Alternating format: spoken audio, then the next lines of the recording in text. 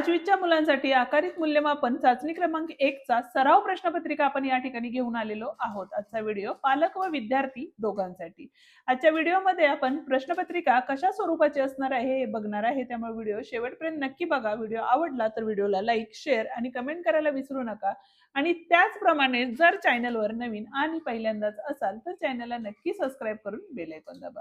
तर मग बघूया पहिला प्रश्न काय। पहिल्या प्रश्नात आपल्याला काय सांगितलेलं आहे बघा, तर खालील संख्या अक्षरात लिहा असं सांगितलेलं आहे। ठीक आहे, संख्या दिलेली आहे, काय संख्या आहे बघा, 5,32,458 आहे, ती आपण या ठिकाणी अक्षरामध्ये लिहिलेली आहे।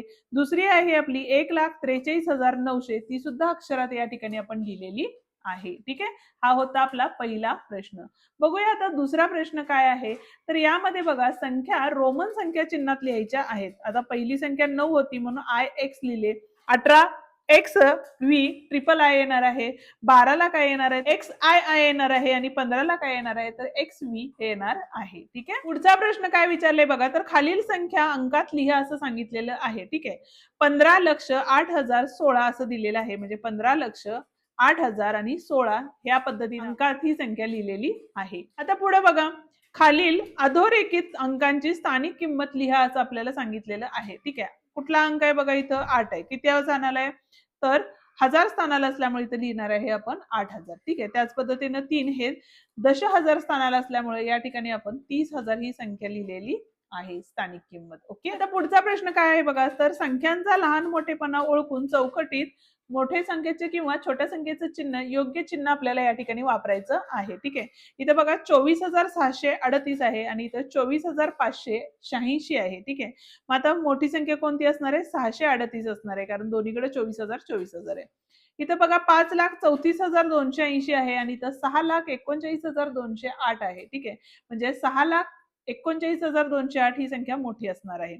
त्याच्यानंतर 12,500 आणि 21,563, म्हणजे 21,000 ही मोठी असल्यामुळे या ठिकाणी या पद्धतीचं चिन्ह दिलेलं। प्रश्न तिसरा काय सांगितलेलं आहे बघा, उभी मांडणी करून खालील वजाबाकी करा असं आपल्याला सांगितलेलं आहे। ठीक आहे, आता या ठिकाणी काय घेतलं आपण, वरती ही संख्या घेतली, इथं खाली दुसरी संख्या घेतली, हातचे घेतले आणि या ठिकाणी गणित सोडवलेलं आहे। हे काय वजाबाकीचे गणित आहेत, या पद्धतीची 3 गणित विचारलेली आहेत 3 गुणांसाठी। पुढचा प्रश्न आहे प्रश्न क्रमांक 3 ब, खालील संख्या विस्तारित रूपात लिहायच्या आहेत। बरोबर आहे, 7 हे काय आहे, 7 लक्ष आहे, त्यामुळे 7 लक्षच्या जागेला लिहिलेलं आहे, म्हणजेच या ठिकाणी 3 आहे, 3 कुठल्या स्थानावर आहे तर दशहजार स्थान असल्यामुळे 30,000 लिहिलेले आहे। 2 म्हणजे 2,000 आले, इथं 500 आले, हे 8 आले 80 आणि हे 6 आलेले आहे। या पद्धतीने स्थानिक किंमत लिहिलेल्या आहेत विस्तारित रूपात। ठीक आहे, चौथा जो प्रश्न आहे तो आहे आपला बेरीज करा, आणि या ठिकाणी फक्त आपण काय केलेले आहेत, बेरीज केलेल्या आहे। चौथा ब आणि शेवटचा प्रश्न आहे तो काय दिलेला आहे बघा, आपल्याला विस्तारित रूप दिलेलं आहे आणि त्यावरून आपल्याला संख्या लिहायच्या आहेत।